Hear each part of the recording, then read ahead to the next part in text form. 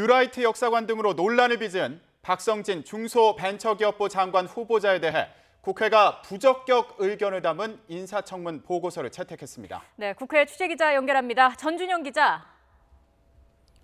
네, 국회입니다. 네, 국회가 인사청문 보고서에 박성진 후보자에 대해서 부적격 의견만 담았다고요?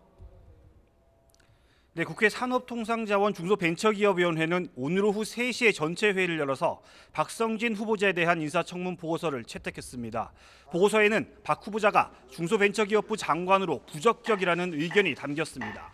인사청문 보고서에 부적격 의견만 담기는 건 상당히 이례적인 일입니다. 여당 의원들은 야당이 청문회 전부터 이미 부적격이라는 결론을 내려놓고 김명수 대법원장 후보자 등의 임명 동의 문제와 연계하는 등 절차상의 문제가 있다며 보고서 채택 전 모두 퇴장했습니다.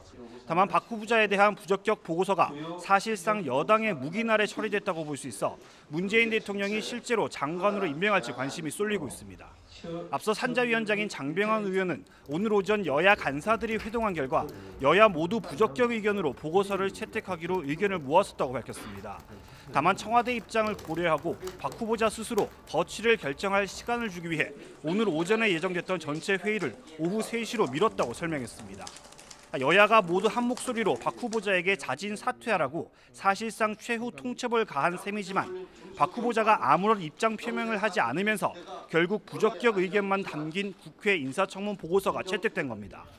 국회가 인사청문회와 보고서 채택 절차를 마침에 따라 이제는 문재인 대통령이 박 후보자에 대한 임명 여부를 결정하는 절차만 남겨두게 됐습니다. 네, 오늘 김명수 대법원장 후보자에 대한 인사청문회도 이틀째 진행되고 있는데 여야 간의 공방이 계속되고 있다고요.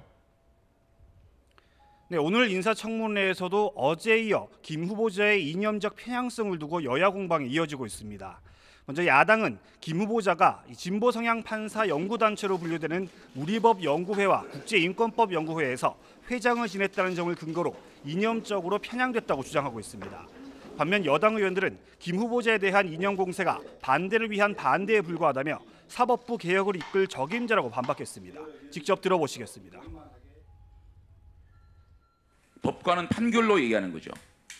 그런데 강금실 전 장관은 우리법연구회가 판결로만 말하기 어려워 모인 모임이다. 정치단체다. 행동하는 단체라고 증언하고 있습니다. 거짓 증언입니까? 회원 가운데 여러 생각이 있겠지만 그 중에 하나로 생각하지 전체의 사람 혹은 제 생각과는 다릅니다.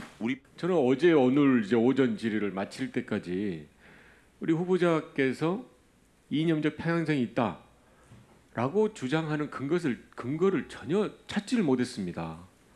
유일하게 제가 듣는 것은 국제인권법 연구회 회장도 하고 그 멤버였다, 회원이었다라는 것 말고는 근거가 없거든요. 대법원장 후보자도 인사청문회 뒤 국회 본회의 표결에서 재적 의원 과반 출석에 과반 동의를 얻어야 임명될 수 있는데요. 민주당은 찬성, 자유한국당과 바른정당은 반대 입장이어서 이번에도 김희수 헌재소장 후보자 때처럼 캐스팅 보트를 쥔 국민의당이 중요한 변수로 작용할 것으로 보입니다. 네, 오늘 오후에는 대정부 질문도 진행되고 있죠. 네, 국회는 오늘 오후 본회의를 열어서 사흘째 대정부 질문을 이어가고 있습니다. 오늘은 김동연 경제부총리를 비롯한 경제부처 장관들을 상대로 경제 분야 대정부 질문을 진행하고 있는데요. 야당 의원들은 문재인 정부의 일자리 정책과 증세를 포함한 복지 재원 조달 방안, 탈원전 정책 등에 대해 날선 비판을 이어갔습니다. 반면 여당 의원들은 이명박 정부 시절 자원 외교 명목으로 천문학적인 국부가 유출됐다고 따지는 등 전 정부를 비판하는 데 주력했습니다. 국회는 내일 교육, 사회, 문화 분야를 끝으로 나흘간에 걸친 대정부 질문을 마무리할 예정입니다. 지금까지 국회에서 YTN 전준영입니다.